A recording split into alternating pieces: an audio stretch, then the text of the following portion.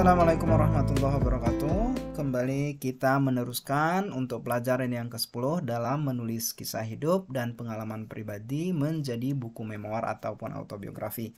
Dalam tips atau langkah yang ke-10 ini, saya akan mengajak teman-teman untuk menggunakan spekulasi untuk beberapa kenangan yang teman-teman tidak bisa mengingatnya secara detail atau secara terperinci.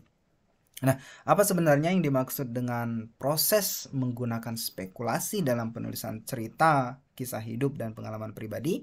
Mari kita simak video selengkapnya berikut ini.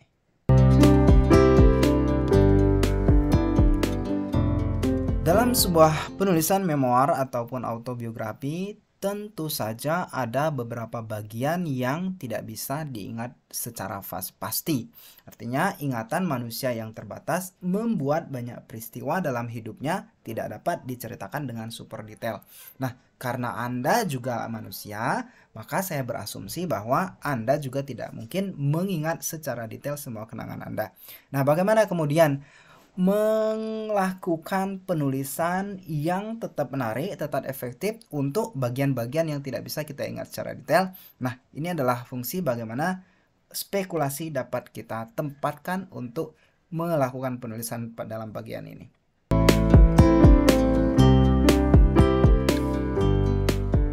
Jadi, jika dalam penulisan memoir atau penulisan autobiografi yang Anda lakukan, Anda bertemu dengan bagian-bagian penting yang butuh diceritakan, namun sayangnya Anda lupa detail yang secara rinci. Nah, Anda dapat menggunakan spekulasi untuk menggambarkannya. Selain ini adalah langkah praktis, ini juga menunjukkan kejujuran Anda bahwa ingatan Anda terbatas dan Anda tidak dapat mengingat semuanya.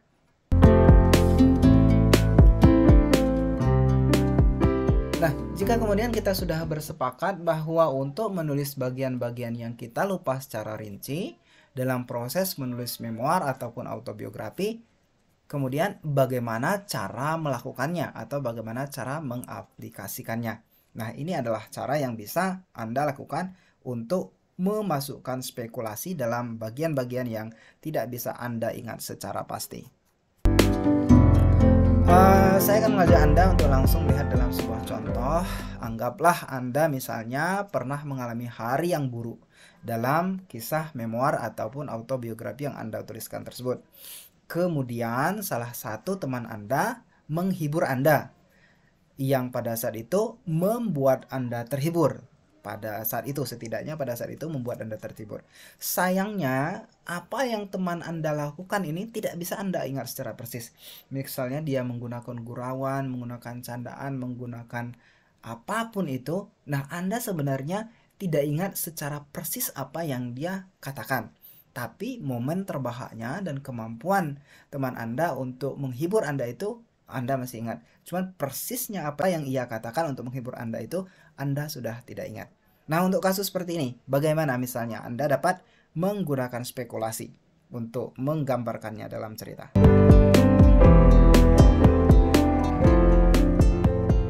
Nah, Anda bisa menggunakan misalnya seperti ini. Yang pertama, entah apa yang dikatakan oleh temanku itu, namun ia benar-benar membuat aku terhibur dan sejenak bisa melupakan masalah yang menimpaku pada hari itu.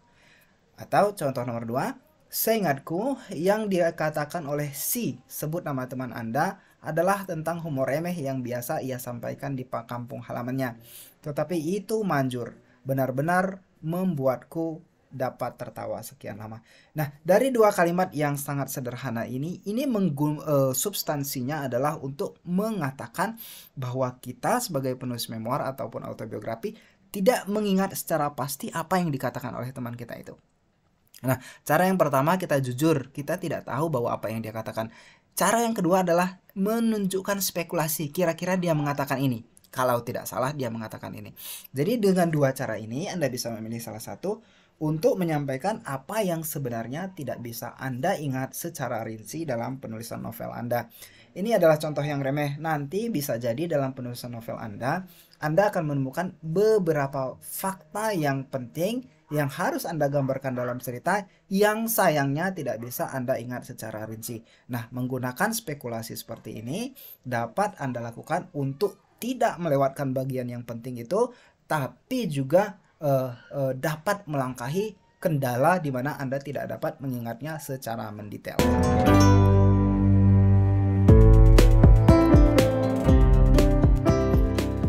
Anda bisa memilih dengan cara yang bagaimana Anda mau melukiskan peristiwa tersebut, atau bahkan jika Anda menemukan cara yang lebih Anda sukai untuk menuliskannya, itu juga Anda bisa lakukan. Artinya, Anda bisa mengatakan jujur bahwa Anda tidak mengingatnya, atau menggunakan spekulasi untuk memberikan pilihan bagi pembaca bahwa Anda juga tidak dapat mengingatnya secara pasti. Tapi esensi terpenting dari langkah ini adalah Anda menggunakan spekulasi untuk sesuatu yang Anda tidak yakin dengan pasti. Nah, ini juga untuk beberapa bagian-bagian yang berisiko. Misalnya, Anda takut jika misalnya Anda mengatakan secara jujur pada bagian-bagian tertentu dalam memoir atau autobiografi Anda itu dapat mengakibatkan hal buruk terjadi pada Anda atau mengakibatkan tuntutan hukum dan lain sebagainya.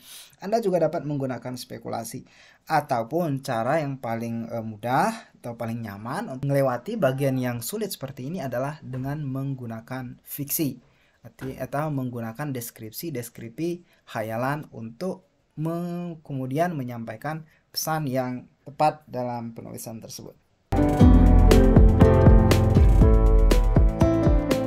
Baik, itu adalah langkah ke-10 atau tips ke-10 dalam menulis kisah hidup dan pengalaman pribadi menjadi buku memoir ataupun autobiografi.